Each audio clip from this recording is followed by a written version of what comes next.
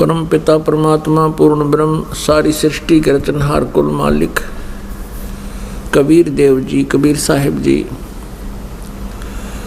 ये हम सब आत्माओं के जनक हैं, ये हम सभी के हितैषी हैं। हम सभी आत्माएं पहले परमात्मा के पास सतलोक में रहा करते थे। हम अपनी गलती के कारण यहाँ इस काल के लोक में आ गए। यहाँ आने के बाद हम इसी व्यवस्था में रंगे गए हैं। हमारी बुद्धि यहीं तक सीमित हो गई है। जन्म और मृत्यु तो होता ही है। संतान और उत्पत्ति हमारा परम कर्तव्य है, इनका पालन पोषण करना। और फिर हमारी बेशक मृत्यु हो जावे, कोई दिक्कत नहीं। परमेश्वर कबीर जी पूर्ण ब्रह्म सारी सृष्टि के रचनहार, ये हमें आकर के ज्ञान कराते हैं कि तुम गलत स्थान पर रह रहे हो।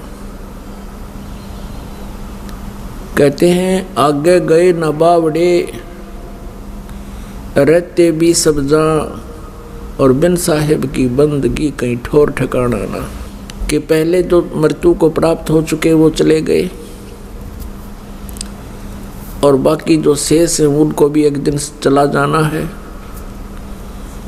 बिन साहिब की बंदगी, साहिब माने परमेश्वर, सत्य पुरुष, पूर्ण ब्रह्म, कंप्लीट गॉड, पूर्ण परमात्मा की भक्ति बिना कहीं ठोर ठिकाना ना, यानी कहीं पर भी आप जी स्थिर नहीं हो, स्थायी नहीं रह सकते।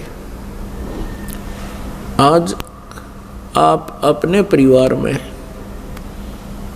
कितनी अच्छी तरह सेट हो।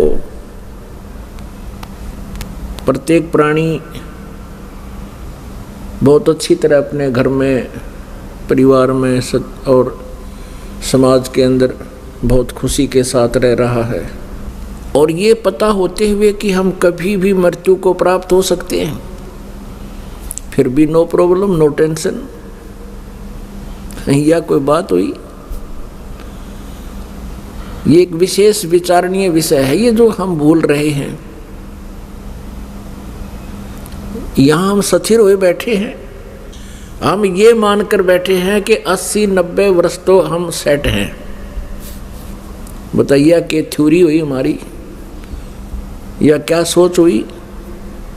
80-90 वर्ष तो हम सेट हैं, फिर कहाँ हो गए, फिर कहाँ जाएंगे? तो परमात्मा कहते हैं चलने से पहले सोच रे भाई, तुम कहाँ करोगे विश्राम। कोई भी प्राणी घर छोड़ने से पहले किसी दूर देश में जाता है तो पहले ही वो आइडिया लगा लेता है कि किसी धर्मशाला में रुकूंगा, या कोई रिश्तेदार या मित्र प्यारे का कोई एड्रेस, उसका पता नोट करता है, वहाँ रात काटूंगा। परमात्मा कहते तुम संसार छोड़कर जाते हो, कभी चिंता ही नहीं करते कि आगे हमारा कहाँ विश्राम होगा। इससे बड़ी नालायकी और क्या होगी, इससे बड़ी भूल आपकी क्या होगी। तो पुण्यात्माओं, सत्संग में ये ज्ञान होता है, आत्म ज्ञान होता है और परमात्म ज्ञान होता है। अभी तक हमें केवल अज्ञान सुनाया गया था ऋषि मंडलेश्वरों के द्वारा।